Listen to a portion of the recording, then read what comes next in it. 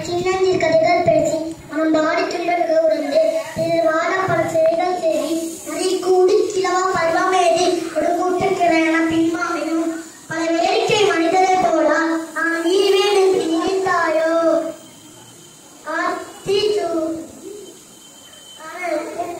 காலை வணக்கம். பாதுகாக்க அம்மா கடமையாகும். நன்றி வணக்கம்.